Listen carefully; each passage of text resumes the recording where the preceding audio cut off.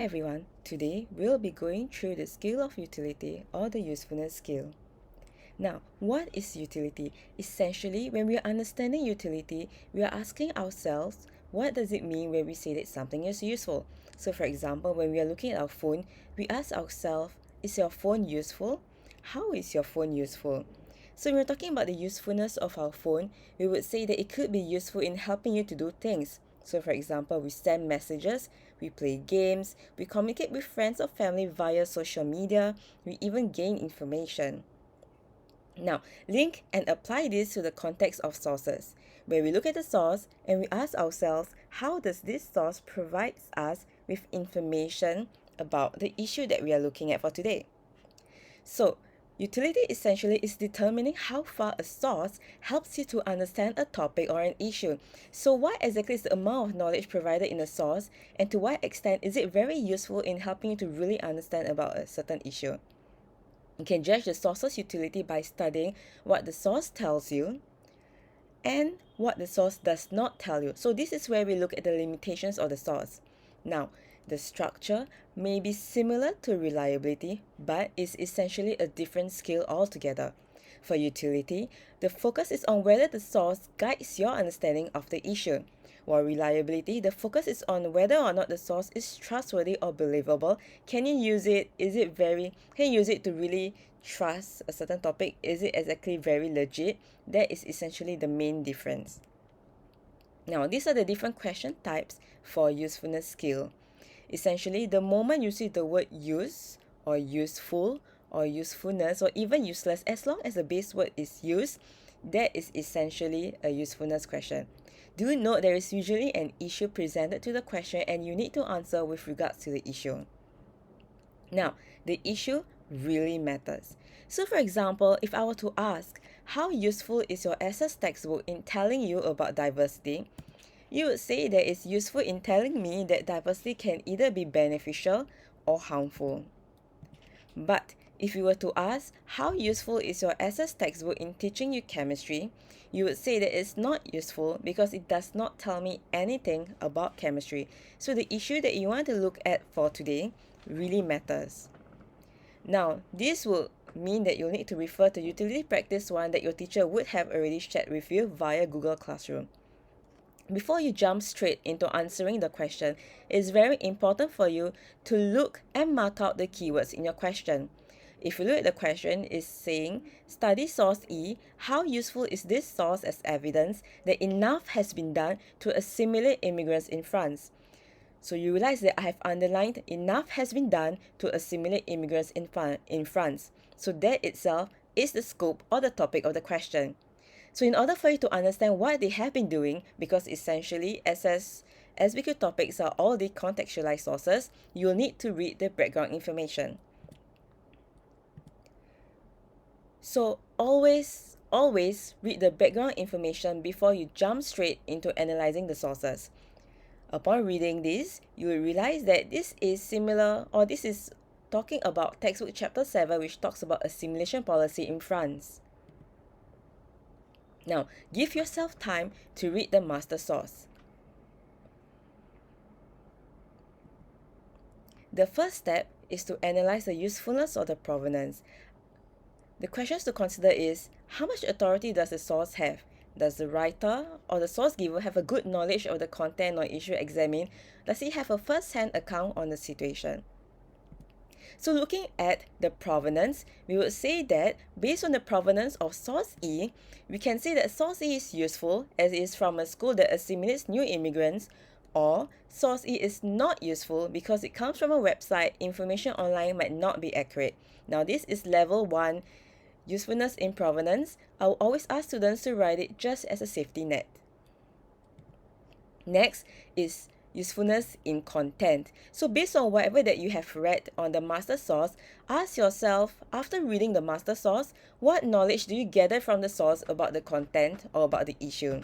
So essentially, what can you learn about this source on whether enough has been done to assimilate immigrants in France, and what exactly is it saying? So essentially at the content level, we can say that source E is useful in showing that enough has been done to assimilate immigrants because it shows me that France have programs in place to help immigrants adapt to the French culture and to learn the language. So now I'm going to start off by saying that source E is useful in terms of content. You can also choose to say that at content level, source E is not useful. It depends on the source and how or to what extent or how well do you understand the source. But for today's example, I will just say that this source is useful at content level first. After analyzing the content, then you will cross-refer to other sources. But before we cross-refer, always remember why are you cross-referencing in the first place? Because at the end of the day, you are dealing with a source. So you hear of this information, but before you use this information to understand the issue further, you need to see if you can trust it. So how do you see whether a source is trustable? You cross-refer and see whether there are other sources echoing the same thoughts or same points as your master source, or are there other sources that contradicts what your content source your master source is essentially saying. So I will look at other sources on the same topic to get a general understanding of other perspectives on this issue. Now, if the given source is supported by another source, it means that the content presented in the source is reliable and therefore useful. So an example is, this is my master source.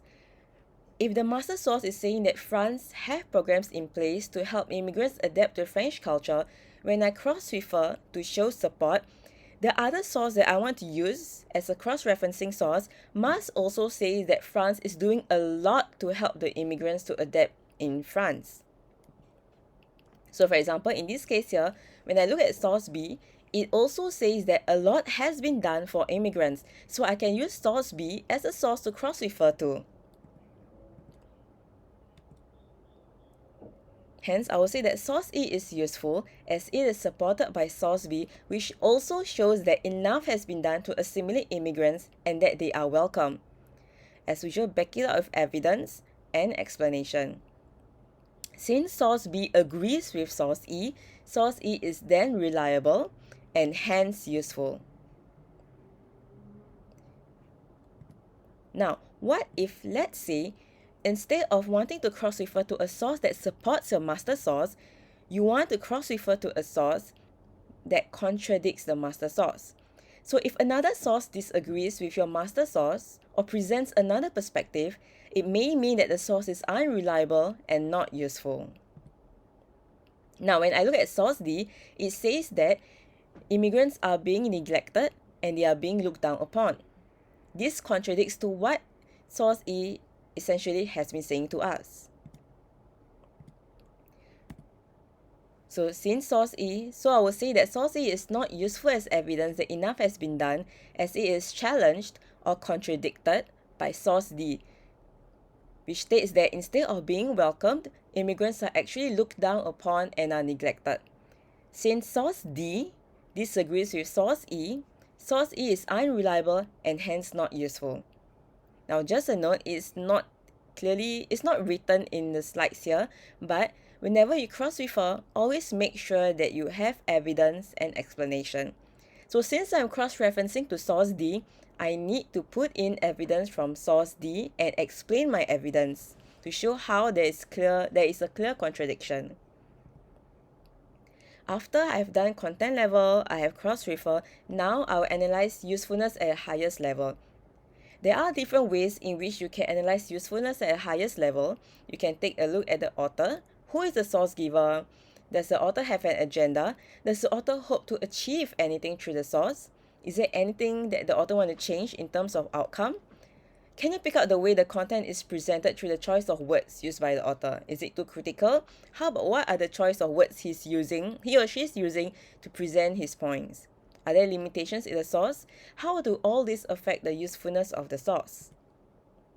Do note that an unreliable source giver can still be useful because it tells the viewpoint of the writer or the speaker. So at the end of the day, always take a look at what is the issue of the question. Now, remember this question. The question is asking you how useful is this source as evidence that enough has been done to assimilate immigrants in France. So ask yourself, when you look back at source E and who is the one talking in this source, ask yourself if the source will be entirely truthful or objective in showing evidences of this. Now take a look at source E. Let's ask ourselves, who is the source giver? Would they have any purpose or other intentions behind this source? Now, I would say that source E is not useful, as its purpose is to attract new immigrants to sign up for its classes. Because if we want to look back at the provenance of source E, it's essentially from a school that conducts adaptation classes to assimilate new immigrants. So immediately we can see that there is a purpose to attract immigrants to sign up for the classes. But the thing about source E is that it's just listing out the classes that they have available, but it doesn't talk about the effectiveness of the class. You can have a variety of classes, but it can still be ineffective in helping immigrants to assimilate. Since it doesn't provide in-depth information on effectiveness of its classes and has a hidden purpose of getting more participants for its classes, this makes source E unreliable and not useful as evidence that enough has been done to assimilate immigrants in France. Now hence source E is not useful at the highest level. So I will now do a quick recap of the usefulness skill. You start off by analyzing usefulness or not usefulness in provenance, useful, not useful in content, followed by cross-referencing, where you can choose to say that the master source is useful as it is supported when I cross-refer to source X, which states, and hence is reliable and useful. Or I can choose to say that the master source is not useful as it is contradicted when I cross-refer to source Y, which states what. Hence, the master source is not reliable and not useful. And then useful or not useful at highest level. Now this is where you look at the technicalities of the source. You can look at the tone, the choice of words, is there any purpose for the source giver. But at the end of the day, if let's say you cannot think of what method exactly am I using, just take a step back and interact with the source.